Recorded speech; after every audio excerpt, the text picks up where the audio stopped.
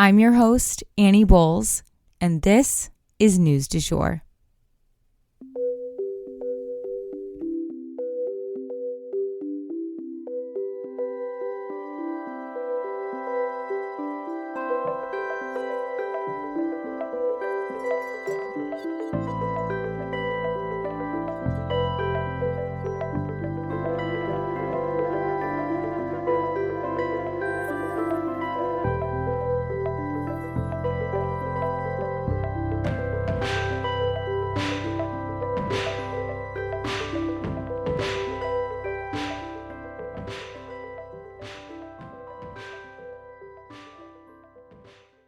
Hey, you guys, and welcome back to the News du Jour, a calmer space to consume the news.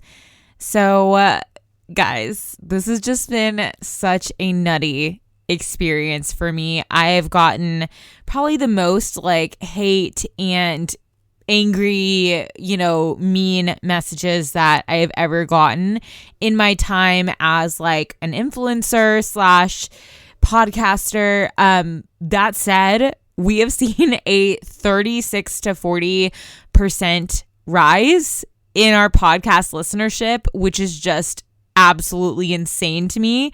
And I don't really exactly know what it is from directly. We're still sort of analyzing the data, but at the end of the day, I really believe it's because of you guys. I believe that you guys are sharing this podcast with other people, and that is contributing to this rise. So I just wanted to say thank you so much for being here.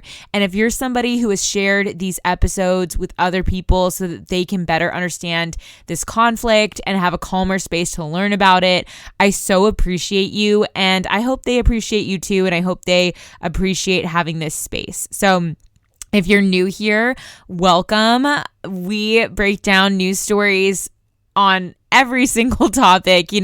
On a normal day, we'd be covering, celebrity news, what's going on in DC, and everything in between, art news, archaeology, lots of interesting things that are definitely lighter than what's in the news right now. But that said, this is always a safe place to come and have really complicated news stories broken down. So that's what we do here. And I just wanted to say a warm welcome to anybody who is new in this space.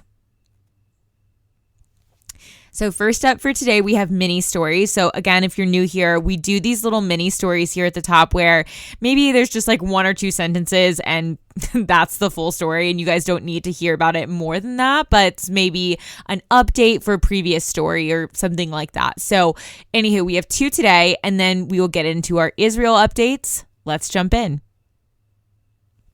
First and foremost, I did want to issue a content warning. This mini story involves a murder. So Jour Vandersloot has confessed to killing Natalie Holloway. He confessed to her family. Her murder, if you guys remember, happened in Aruba. So he's not going to be charged for murder here in the U.S. He will be charged there, but he is being charged here in the U.S. for attempting to defraud the family. Basically, he was trying to sell information to them about where she is, which is just horrifying. And it worked. They sent this guy money to find out where their daughter might be. But they didn't find out until now. He claims that he bludgeoned Natalie to death on the beach because she refused his sexual advances. And then he sent her body drifting out to sea. He has been charged with killing another woman in Peru as well, and he was convicted of that murder too. And for our second mini story, Jim Jordan did not get the votes he needed, you guys, in a second round of voting, even after being endorsed by former President Trump. So this doesn't bode well for Trump. It doesn't bode well for the Republicans. And it is really unclear where this party is going to turn for their new leader. Perhaps they will come full circle and come back to McCarthy. We will see. And let's just hope that they can get it done soon, because the longer this continues, the more dysfunctional we appear as a country on the international stage. And that brings us to our longer story for today. But before we jump in, I just wanted to tell you guys a little bit about today's sponsor. So Protea is the sponsor of today's episode. And I just wanted to know, have you ever had a lingering skin issue that you can't seem to get rid of? Have you ever thought about going to see a skincare professional and then just thought, when would I ever have time for that? And won't it be expensive? If that's you, I've got you. Protea is a woman-owned beauty business based out of Virginia. But here's the thing. They specialize in virtual skincare consultations. So you can be on your couch, in your sweatpants. You don't have to go anywhere, but you can get top-of-the-line advice within your budget and guidance from a trained skincare professional called an esthetician. They also have a top-of-the-line, cruelty-free skincare line that is produced here in the United States, so they can recommend products that they know will work for your skin. Your personal skincare professional will always recommend the products that are best fit for your skin, but if that happens to be a Protea product, they donate a Skin Confidence skincare kit to an unhoused woman for every purchase. So I love this brand because not only are they a woman-owned beauty brand, but they also give back. When you support them, you support our podcast. Book your consultation today at www.bookprotea.com. And now, without further ado, we will jump into our news updates in regard to Israel. So, content warning, this story involves graphic details of war. So first and foremost, we have to talk about the hospital explosion and what updates we have to go over there. So as we reported on yesterday, there was a devastating explosion at a hospital in Gaza where between 500 and 1,000 people died. Being that hospitals have many explosive substances running through them, oxygen, cleaning chemicals, pharmaceuticals, and more. The scene that unfolded was so gory that people's body parts were literally strewn everywhere to the point where they were mixed up. Like somebody's arm is way over here, somebody's leg is way over there. I mean, that is the type of event that we are dealing with here. It was horrifying. Doctors described to NPR having patients die in their arms while they were bleeding out. The doctors were simply trying to do everything they could to help people, but it was a devastating, gory scene. Innocents were completely blown to bits. When you look at the picture too, you can see it in people's eyes. I mean, you can see the utter pain, the utter devastation. Their eyes are sunken, red, weary, hopeless. People are exhausted. They're hungry. They're angry. They're desperate. And most of all, they are filled with grief. Both sides were very quick to point the finger at one another. The media immediately said that the Palestinian Health Ministry reported that it was an Israeli airstrike, which was the case. That was indeed what the Palestinian Health Ministry had said. So, when it comes to reporters being able to report on things, oftentimes we're not there and we're going off of what third-party sources are saying. That's how news gets reported on the day-to-day. So always be extra media literate. And what I mean by that is check who they're getting their information from. Might that be a biased source? This is something we all have to be engaging in this era of mis and disinformation, especially when the news is moving as fast as it is today. But a lot of people who did not read the full story really jumped to the conclusion that this was for sure done by Israel. And then very quickly afterward, Israel's forces came out saying they did not hit this hospital. So then the confusion set in and the search for evidence began. President Biden, from a press conference held alongside Netanyahu, said, quote, "It appears as though it was done by the other team," end quote. And I woke up to that video and all of the reports about that this morning. So, when I went to bed versus when I woke up, it was two different stories. And that's how this is going to go for right now, you guys. So I do have to sleep and take breaks. And so as soon as I hear something conflicting, I take down anything old and I put up the new, and I issue corrections, and I, make sure that you guys know exactly what happened, but I do have to sleep. And reports came out saying that basically there was evidence that it was actually a rocket that misfired. It was by a Palestinian Islamic Jihad group that fired it towards Israel, but they missed and they hit the hospital. So what exactly is that evidence? Let's walk through it.